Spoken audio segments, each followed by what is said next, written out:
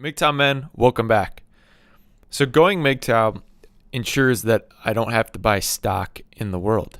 And I'm not speaking of stock in a literal sense here. And living outside of that means that you have to become a greater stockholder in the world. And I want to have the opportunity, I want the opportunity to leave that. And I'm going my own way because I don't want to buy into that. And if you want to buy into the world, you can't go your own way because you have to surrender yourself to the security provided in the entities that are around you. Essentially, you have to become an ally with it. You have to become friends with it. And what do I mean by being an enemy of the world? What do I mean by being a friend to the world? So I wrote down a couple bullets here. I didn't want things too much. I didn't want to have things. I didn't want the approval of the world. I didn't want it. And I wanted to know that I could always give comfort away if I needed to. And I wanted to know that I could always first answer to my moral compass, not to the compass of acceptance. So it's not violent being this enemy of the world. It's not malicious. It doesn't seek revenge. It doesn't seek attention. It doesn't seek anything. It seeks life. It seeks a longer, more fruitful life. And the world is a symbol for regret, I think, because that means that you were not genuine. You were not yourself. You didn't go your own way. And this is true because the world says that it will provide such and such and give you inspiration for such and such if you just enter into the agreement with it. So just look at the criticism that's offered between the world and just the red pill community in general and the world that exists all around. So the MGTOW man is leaving provision and he's going his own way, but he is criticized for it because he's not entering into this contract that the world wants you to have. So those that are enemies to the world are actually, in what I believe, those that possess the greatest amount of help that can be granted to the world, the greatest allies that the world could have. That's the interesting dichotomy about being an enemy to the world. And I always say this about MGTOW.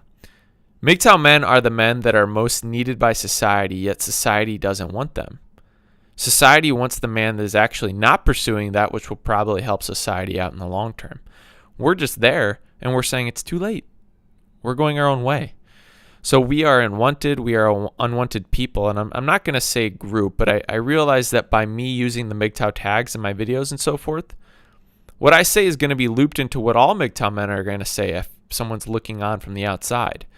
And we are all our own separate MGTOW men being framed as dangerous enemies to the world. Actually, give things enough time and you'll realize that the MGTOW man is actually very much so a potential friend to the world. He's just a friend that has been turned away and told he's not wanted in many ways. Maybe not just wanted, but you're not deserving. Okay, you didn't sacrifice enough for the world. You didn't sacrifice enough and go down this path that we wanted you to go down. So as I always do on Sundays, I look at a passage from the Bible and I relate it to my view of MGTOW philosophy and how it's impacted my understanding of it and coming to the red pill thought. So in my reading this morning, I found it. I was reading 1 John and I came across one of my favorite lines summarizing what it means for me to be both a Christian and a MGTOW man. It's 1 John 2:15 through 17. Do not love the world or anything in the world. If anyone loves the world, love for the Father is not in them. For everything in the world, the lust of the flesh, the lust of the eyes, and the pride of life comes not from the Father, but from the world. The world and its desires pass away, but whoever does the will of God lives forever. So love of the world is enmity. In this case, love of the world is enmity to God. Regardless of what you view in the Bible, I think that we can almost all agree that within MGTOW, we are trying to remove the affection that we may have had for the world at some point. Some men had that affection longer. Some men really wanted to have affection for the world, all the things in it, all the glitz and glam. Some men are just leaving the affection for the world behind. Some are still holding on to it. Okay, and what does being of the world connote? For me, it's danger. And for me, the loving of the world means pride. Loving the world means sand. It doesn't mean concrete. Loving the world means investment into things that don't have value and mostly are there for man's praise. So here's where the connection to MGTOW really lies, I think. Love of the world equals man's praise, ultimately. Man's praise equals status and protection, and status and protection equals provision and leverage, and that very much so turns into attention and value from the wider community that you're in. Whether this is the subdivision, whether this is the neighborhood, the city, the office, whatever it is, a wife, I don't know. family. And here's where hypergamy comes into play. Here's where Bertholdt's law come into play. Okay.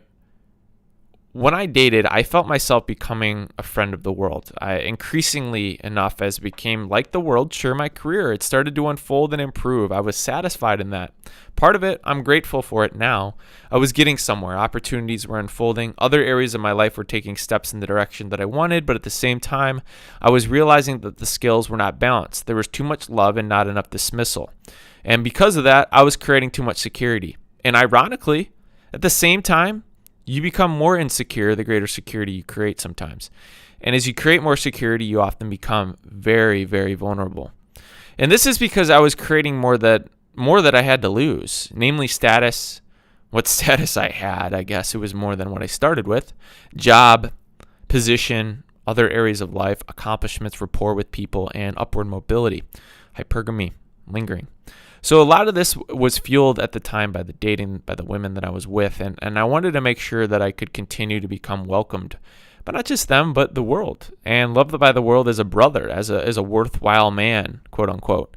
So I enjoyed the flesh of it, sure did, but I was growing more and more uncertain and fearful at the same time. All the more paranoid, all the more lost, and basically I find it very hard to be an enemy of the world outside of being MGTOW, and some men, sure, can pursue that, but I want peace of mind that I can go completely committed to being an enemy. A MGTOW life allows me to live an unashamed life that is that enemy, and I'll admit, I still want to accomplish things, career-wise, personal goals, respect, leverage, sure, but it's for me and the expectations that I have for myself, not wanting to fall short of the mana and the talent that have been entrusted to me. So when I dated, the world crept back in, like I said. When I pursued the courting life, the world crept back into view. Because the act of fending off hypergamy means buying more and more stock. It means buying more and more stock in the world that you need to have in the bank. Hypergamy vampires. And my heart grew weak with that thought. My heart grew limp. I lost the vim and vigor that I had. So it's funny to reflect. While I was not making it anywhere in the world previously, I was more of an enemy. And in that sense, I was actually happy about that. But as I became more amicable with the world, the further I got along with things in the world. So I know that many of you guys can probably relate at some extent to your past, relate this. And I think that of the single man, the single man that's not married but is trying to play the game hard, to get, to get his experience up so he can eventually get married and move from the nice condo in the city to the home in the suburbs, he really has to become a friend of the world. Because only a very few group of men, very few independently wealthy maybe, because of a certain type of career, can kind of have both right there. And I'm sure that there are some of you that are listening that have leverage. But as I said, you still have to be a friend of the world to remain relevant on the sexual marketplace in many senses. So I don't want to become a friend of the world to remain relevant on the sexual marketplace. I don't care. I'd rather be passé there. And nobody outside of MGTOW can really fully grasp this. It's very difficult, at least. But I truly believe that the beneficial and life-giving elements of the world around us are the elements that are backwards, that are flipped upside down, that are reversed, that are not seen. And MGTOW is backwards to so many people. It's misunderstood. It's not only backwards, but it's then misunderstood. It's already backwards in their mind, and then they still twist it. And for those that are getting past shaming MGTOW, okay, or they're getting shamed, they're going to, those people that even get past that stage of worrying about shaming MGTOW men, they're still going to see it as backwards. They will see it as schizophrenia, as a mental illness that can't be remedied. They will just see it as a problem of the soul that can't be fixed. But it's okay. It reminds me of another passage that I want to read. Okay, John 10:19. The Jews who heard these words were again divided. Many of them said, "He is a demon-possessed and raving madman." Why, listen. All right, and I'm not saying MGTOW is divine or anything, but quite literally, people will say that you as a MGTOW man, how you live your life, might be reflective of a demon.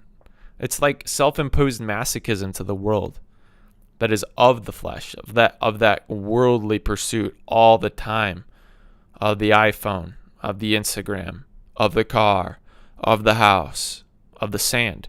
And it's reflective of a life in sickness, actually. Once again, sickness to the world is health in reality. So MGTOW men, individuals that are enemies, we don't fight. I'm living as an enemy to the world in the sense of I'm getting rid of the checklist that's required in order to be a friend. I'm fine with that. And that's what I think of this passage, and this is what struck me today.